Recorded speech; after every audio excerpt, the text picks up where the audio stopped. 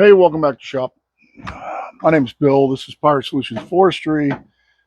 It is the hell is today? Wednesday.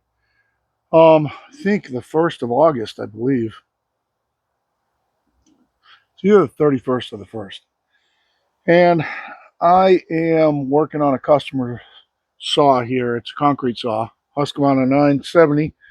And I hadn't shot a video today. It's been a weird day. I got rain, like serious thunderstorms and rain hanging just a few miles to my west. I thought I was going to get rained out, and just hasn't happened. So I just want to come out here and knock this out. I got a few things left to do to it. Thought it might be interesting to some people, maybe diagnosing two-stroke problems, things like that. This saw came into me not running. Typically, when you get a concrete saw and it's just burnt up, it's just roasted. It's the concrete dust, the silica dust is really invasive. Crews that run them a long time, at some point they run air filters ridiculously dirty. Um, Maybe to get through a job, they take it off, things like that, and they usually cook them. This one wasn't cooked. I did run a compression test on it with the decompression valve in it, not set, but pulled shut. I was getting 127 psi of compression, so with that, I decided that the saw should run. So I went through basic diagnostics on it, sanded the spark plug off, cleaned out the air filter, was getting fuel up to the plug. I did dump a little in the cylinder, got her fired off, and it ran perfect. So what I've decided to do before I give it back to the customer, because it started first pull every time the customer even came by and I showed him, but I told them that I wanted to do a couple of things to it before I give it back to them. I wanted to change out the fuel filter, the air filter, the spark plug, and I wanted to plug the decompression valve. And he said, "Oh my God, why would you plug the decompression valve?" And I told him, number one, because this saw doesn't need it. I can pull it. If I can pull it over without it with no problem, it doesn't. My 372 Husqvarna pulls over harder than this saw. Then you don't need it. Another thing with the decompression valves is they get worn on saws like this, and this one feels really sloppy. So I don't see any reason to have it. The problem with them also is that if they don't shut when you're running them, if they stick open, you'll cook it, and it's a real dusty, shitty environment to have a spot going into a saw that's open. So the only thing I couldn't get was the air filter at my local Husqvarna dealer, and I blew it out really good, so it's all nice and free flowing. But we're going to swap out the other things now, and see. We'll run a compression test on it after I plug the decompression valve and see how much the decompression valve was leaking. And we'll put her all back together. We'll fire this thing off. I'll put some seafoam in the fuel. Hopefully I have a fuel filter. They didn't have a fuel filter for it. Who knows? But I've got a whole shit pile of fuel filters. I should be able to find one that'll fit. But I'm going to try and get you a decent little view here while I'm working. And if I find anything interesting, I'll bring you in close. We're going to rip it apart first and do some swapping around here. You probably won't be able to see my head good, but you can hear my voice, and that's the important part. So just going to start stripping it down here. The old T27.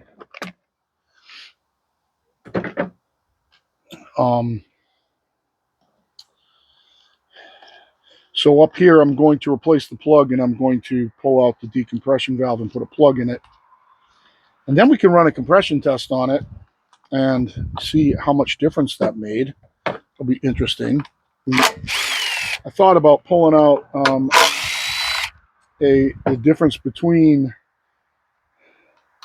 a two-stroke decompression gauge and a four-stroke or engine decompression gauge. And you know what? It's just people are going to believe what they want to believe, kind of. So I just didn't think it was worth it. So I'll just use my good one. And I'll show you why they're good ones. They did have the wrong plug in this saw, which I thought was interesting. I am going to put the correct one in it, which is the old NGK BPM R7A. Just like everything else, should be gapped at 20 thousandths. There's my gap ring. I do have one here, but I know I have a simpler one on the top of my. No, I'll just check it with this gap ring. Just go to 20 thousandths. 25 should just. Yep. All right, so it's gapped right. The NGKs are good. They come gapped right. I'm just going to set that aside while I pull out the decompression valve first. I might have to blow this off. I'll apologize if I have to run the compressor.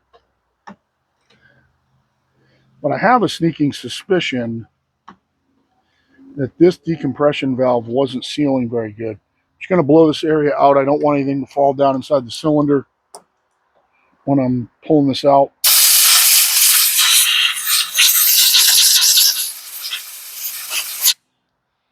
Hopefully not enough to kick off the compressor. So you guys can, oh, there we go. It should only last a second, sorry. Saw how much crap came out of there, right?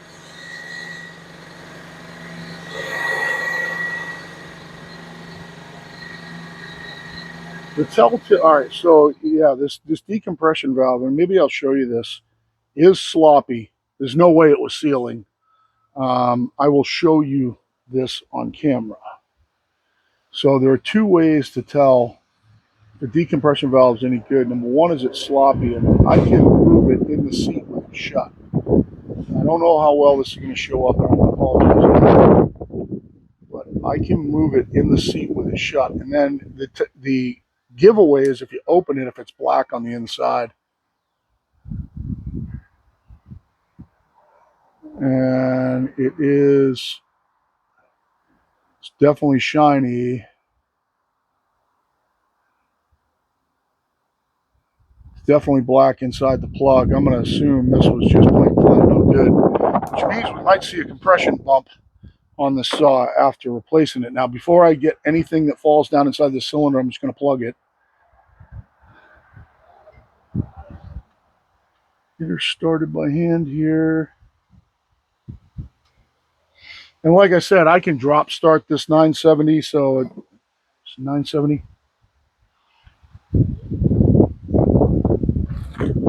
So there's not going to be any problem. Yeah, K970. There's not going to be any problem starting the saw. For the guys that run this with this plugged, it's just going to take away an avenue for crap to get in the cylinder. And if this saw really is 127 PSI, she's got a few miles on her. That's one reason why it's pulling over easy. And it's this cylinder is starting to get to the end of its life. They could probably get some, at least another year or two good time out of it. I'm just being careful tightening it, just making sure I crush the washer with thumb pressure here till it stops. That's all I want. I don't want to strip out the threads. We'll put the new plug in it.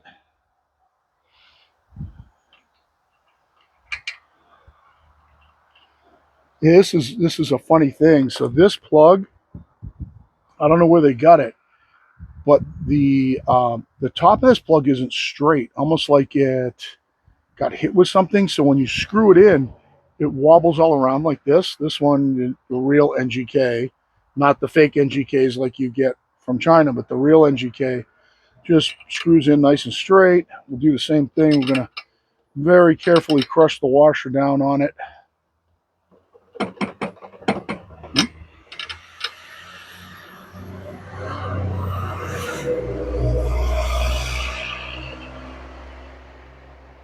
And that's it. Tight's tight, too tight's broken. And we will throw this back on. Make sure that that thing is in the center. I want to get it on the plug.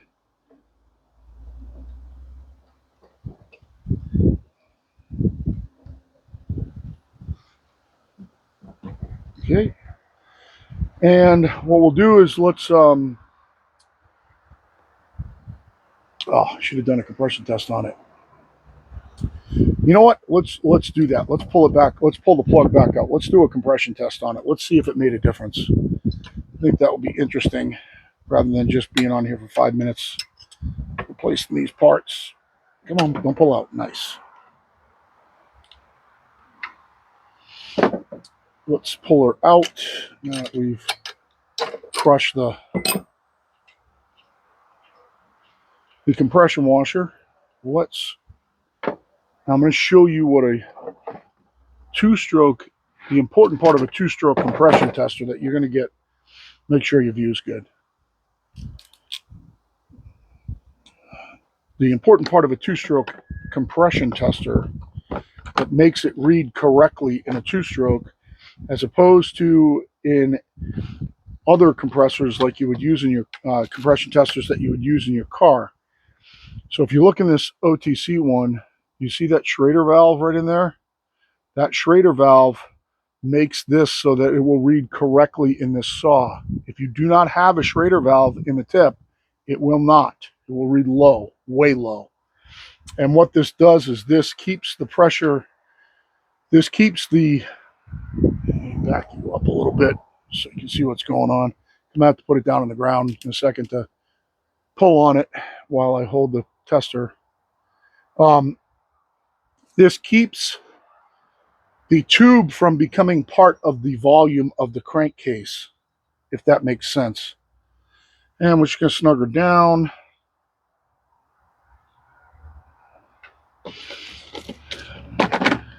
Now, if you have one of these that just directly went onto this, that would even be better. But this OTC kit's a pretty good kit. I've tested a lot of saws with it. I know that it reads correctly. And I'm going to get you a view. Where's the best place to do it? We're going to pull it over right here. Let me just make sure your view's good. Set the tester down on the ground so I can pull it 5 or 6 times. It's obviously it's a 97cc saw, so it's not like a baby. But I will pull it over. We'll get it till it stops cranking up here, and I'll let you see what the compression is, and we'll see if that plug made a difference.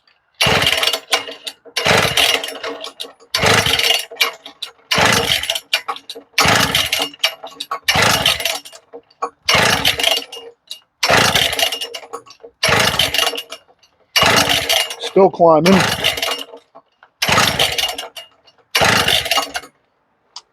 All right, so I got around 5 psi out of it. I'll show you the test. See if I can show it to you. So right now it's right at 130 exactly. So I was just around 125-ish before. So it looks like I gained about 5 psi on the compression just putting the plug in. So that's a good thing. That's going to help.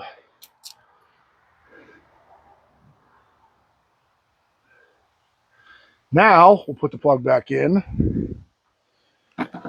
If you get one of the cheapo compression testers, get your view back over here, from China or something like that, or even one from around here that does not have that Schrader valve, it will not read right in a two-stroke saw.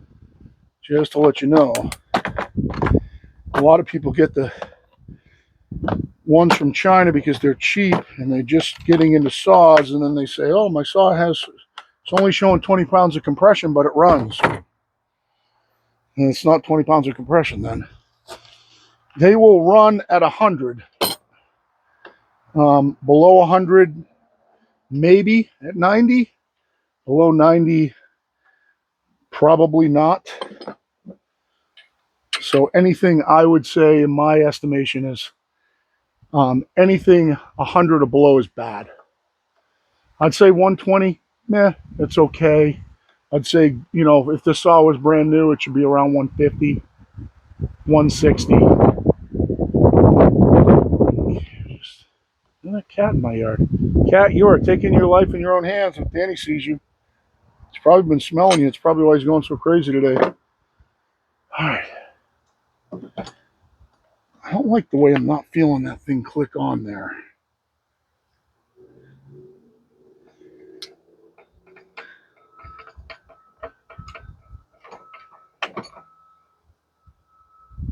Huh.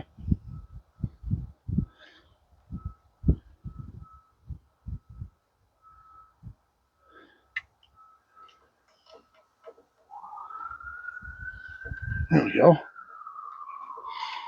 It's just another little thing that's got to be clicked on there to have this run. Everything here looks good. Like I said, I was getting fuel, a lot of fuel. It was actually flooding.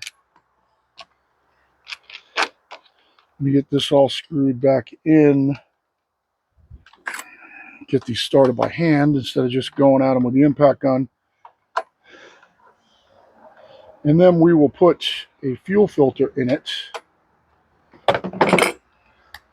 And a little bit of seafoam in the fuel to let this thing clean up, since I don't know how long it's been sitting around not running well. But like I said, when I got this thing running the other day, it was running perfectly. I'm going to put the air filter back on.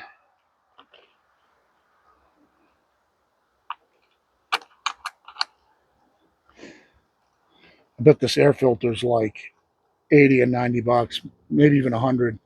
I blew this out really, really well. Now they're going to be all confused when they get it back and they don't see the decompression valve in there.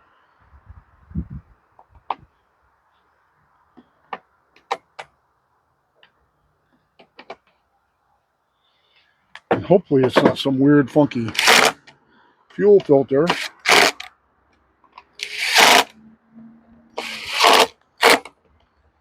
Okay, so we're going to do the fuel filter now.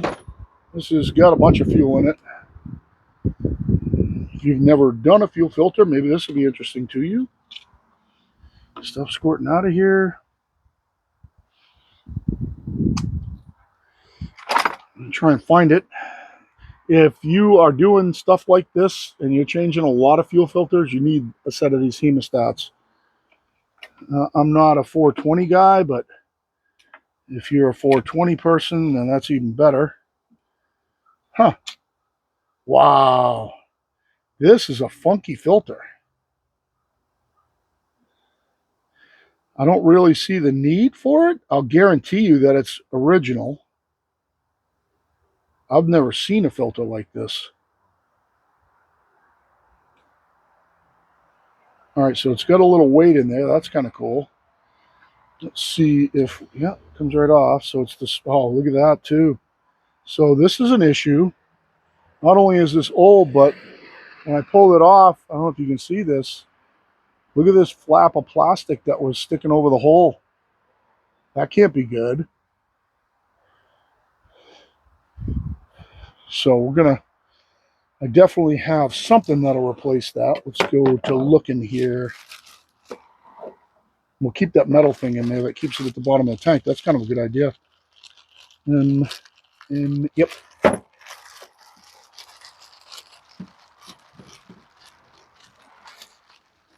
Yep. These are DAONES's, DAONES right here. So as you can see, even though they're different, they got the same nipple on them. So this is a Husqvarna one. It's not this like funky, crazy one. Now this fuel kind of bleeding as I'm holding on to it, bleeding out through this. This is definitely no good. There's fuel inside it, and it's not coming right out. We want to get that metal thing back out here. The metal thing back out here. All this is there for is to make sure that when you're running this saw that it keeps it on the bottom of the tank. It's kind of cool. Never seen one like that before. I've done a lot of filters too, so I'll get that back in there. And I've done a lot of concrete saws, mostly in the steels, the 760s, the 700s, the 400s. Done 420s. I've done all those. I used to work in that business. I was telling them last night that I wish I had $1 for every 1,000 feet of concrete that I've cut with a concrete saw in my life. Actually, let's put some seafoam in it. I am going to go off camera for 2 seconds. I got to go get some seafoam.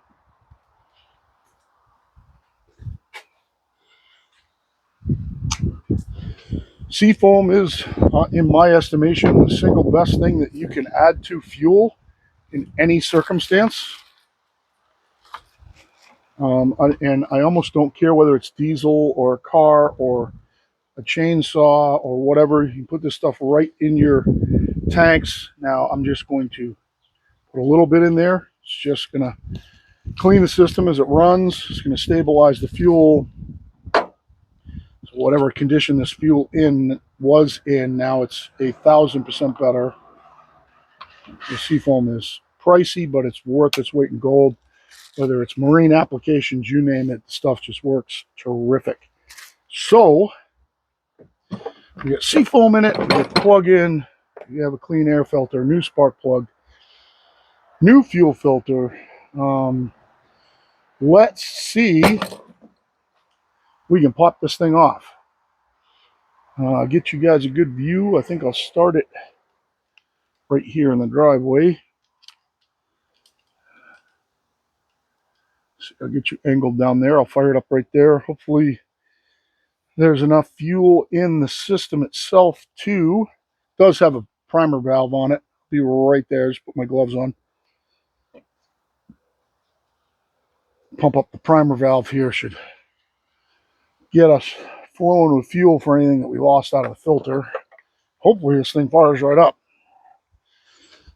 So let's get some pumpies on it.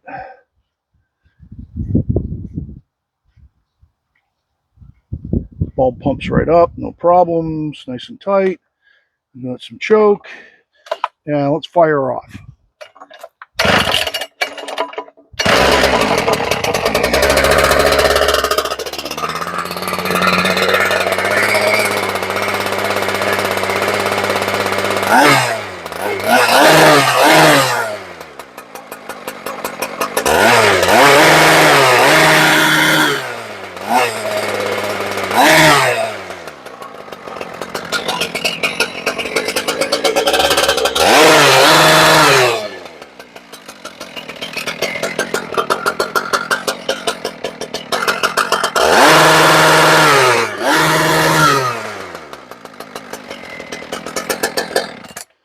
All better. Let's put this up here. We'll end this video. Get your view. So she fires right up, which is awesome. Means there are no other issues with that. We've addressed pretty much everything that coulda, shoulda, woulda be a problem. I am going to throw this filter out. I'm actually going to throw this decomp valve out because I know that it leaked at least 5 psi. This plug I am going to keep as a backup because I know it worked. So I'm going to keep it in my kit just in case someday I get hosed out in the field and don't have one. But this is ready to go back. So thought that might be interesting for some people. If you have any questions or anything like that about two strokes or chainsaws or compression or rebuilding chainsaws, this would obviously, right now, the way it is, this is the best time to rebuild the saw. It's kind of going to be a controversial topic because most people just wait for their saws to blow up. Because this saw runs right now and we know everything's functioning, this would be a great time to throw a new top end on the saw. Because you don't have to do anything else to it. I can tell you that in my experience the other day, it just fired right back up. First pull every time, which is another diagnostic tool to know if you've got a vacuum leak or anything like that in your or a pressure leak in one of your seals. If it fires up, first pull every time. when it's warm. It doesn't have any leaks, doesn't have any leaks in the crank seals or anything like that, because leaks in the crank seals will bleed the charge pressure off. So it might take 2 or 3 pulls. If you have one that when it's warm, it takes a whole bunch of pulls to fire up.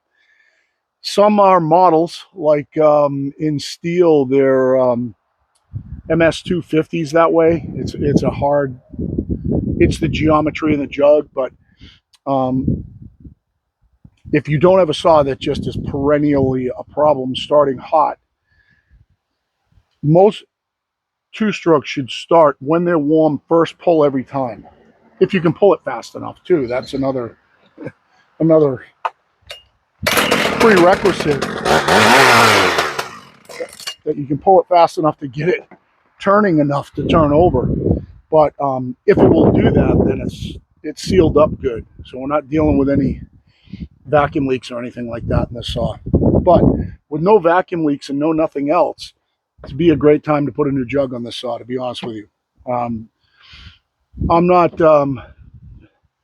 too down on the 130 psi. I think that's good. I think it'll be fine. You know, these saws tend to run long periods of time in short spurts.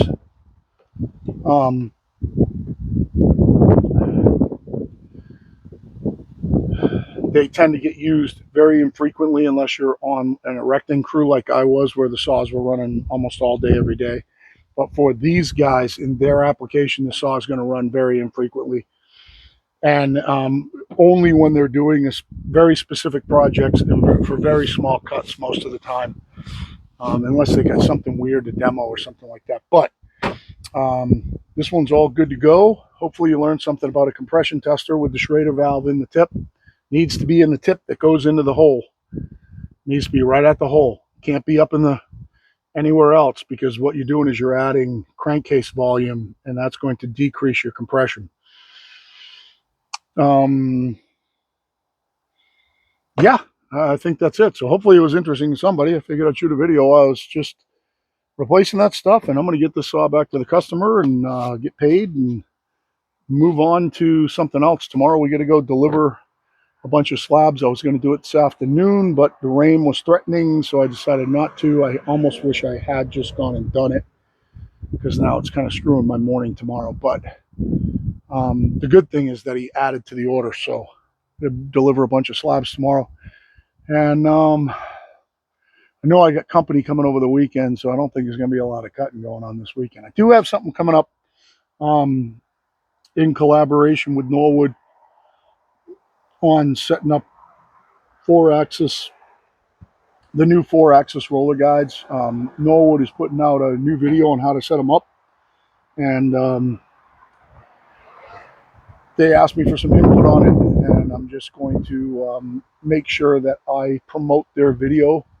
The way that they have decided to go through their tutorial to set them up is very simple. So we're going to promote that so that people aren't complicating the issue, which I think is the problem out in the field right now. But that's going to be a little bit down the road. I got to wait for their video to get edited and for them to release it before I can push on that. So hope you guys are having a great day. And for now, Fire Solutions out.